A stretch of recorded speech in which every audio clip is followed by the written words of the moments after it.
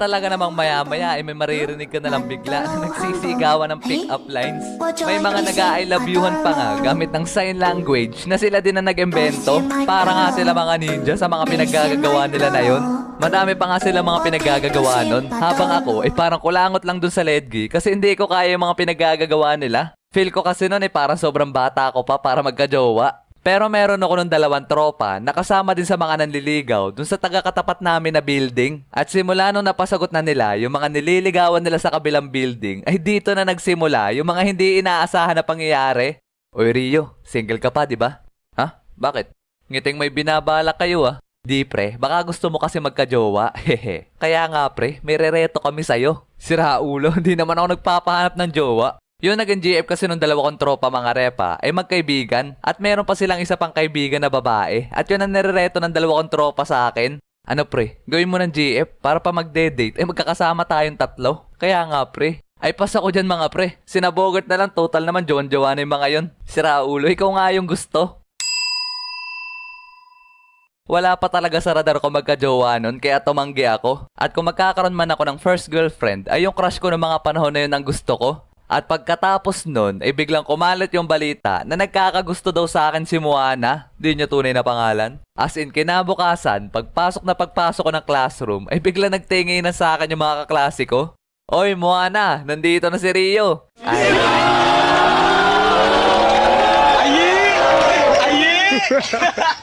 Talaga namang, oh my God. Gusto ko na lang maglaho na parang bulan noong mga oras na yon. As in, gabutil yung pawis ko sa hiyanon. At pagkatapos nun, ay hinilan nila si Moana papunta dun sa kanilang bintana. Tapos nagkatinginan kami. Kabilang kau paling wanita dua wae, bikin salah tingkah saja kau pemanis, kau bikin salah sapi, salah tingkah di kau sayang.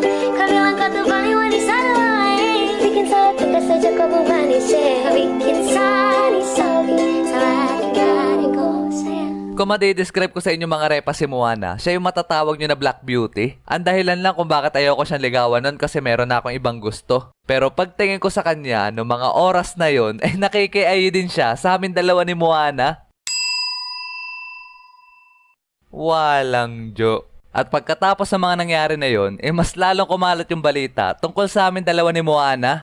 Kaya yung katabing section ni na Moana ay nalaman din ata yung balita. At bakit ko nga ba naisama sa kwento yung katabing section ni na Moana kung maitatanong nyo mga repa? Ang masasabi ko lang dyan ay meron na namang hindi inaasahan na pangyayari. Kasi doon sa katabing section ni na Moana ay may umamin daw na meron din daw siyang crush sa akin. Aba nga naman, malupit. Yan ang gusto ko sa'yo kaya ayaw kita. Walang jo. Papirin pa nga ako dun sa mga nangyari nung madaling araw. Tapos meron na namang kumakalat na balita. At nung pagkatapos namin kumain ng lunch break, ay dumiretsyong punta na kami sa aming room. Tapos bigla kami sinalubong nung 2 kong tropa. Tapos sinabi nila sa akin na kinausap daw nung 2 GF nila kanina yung isang babae na nagkakagusto daw sa akin. Tapos pinagsabihan daw nila to. Talaga naman napatime out ako ng mga panahon na yon kasi sobrang dami nangyari sa isang araw lang.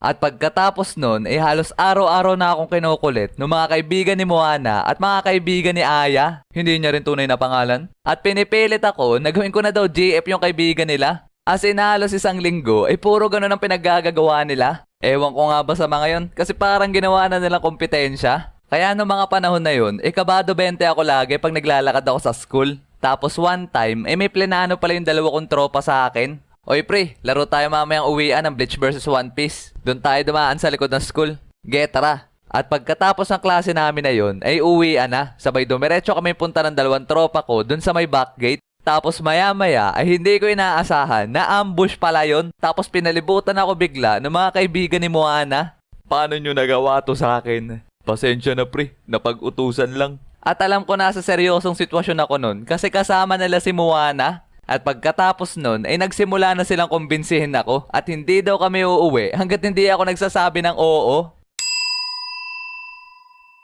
At makalipas ng ilang minuto, ay grabe yung pagpe-pressure nila sa akin. Di rin ako makaimik ng ayos kasi naandun si Moana. Hanggang hindi ko na kinaya at napa-oo na lang ako.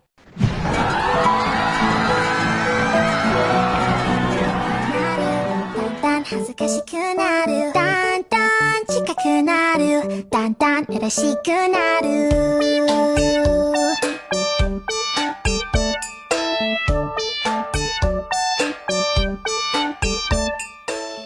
At dahil sa pinilit lang ako nun, eh hindi talaga mag-sink in sa utak ko na may girlfriend na ako.